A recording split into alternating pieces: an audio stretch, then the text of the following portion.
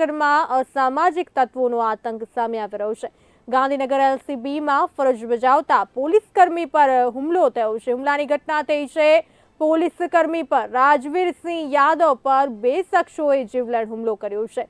ગત રાત્રે કલોલ સિંધબાદ હોટલ પાસે આ જીવલેણ હુમલો કરવામાં આવ્યો છે। પોતાના બે મિત્રો સાથે હોટલ પાસે જ ઊભા હતા પોલીસકર્મી રાજવીરસિંહ, ત્યારે બે અજાણ્યા ઈસમોએ રાજવીરસિંહ પર છરીના ઘા માર્યા છે। હુમલો કરનાર બંને શખ્સો 25 થી 30 વર્ષની ઉંમરના છે। છરીના ઘા વાગતા પોલીસકર્મીને ગંભીર ઈજા પહોંચી છે, ત્યારે પોલીસકર્મી પર જીવલેણ હુમલો કરી આ બંને ઈસમો ફરાર થઈ ગયા છે। ઈજાગ્રસ્ત પોલીસકર્મીને કલોલની શ્રદ્ધા હોસ્પિટલ ખાતે ખસેડવામાં આવ્યા છે।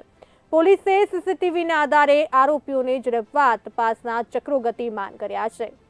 આ સમગ્ર ઘટનાના સીસીટીવી ફૂટેજ પણ સામે આવ્યા છે, જેમાં આપ જોઈ શકો છો કે રાજવીરસિંહ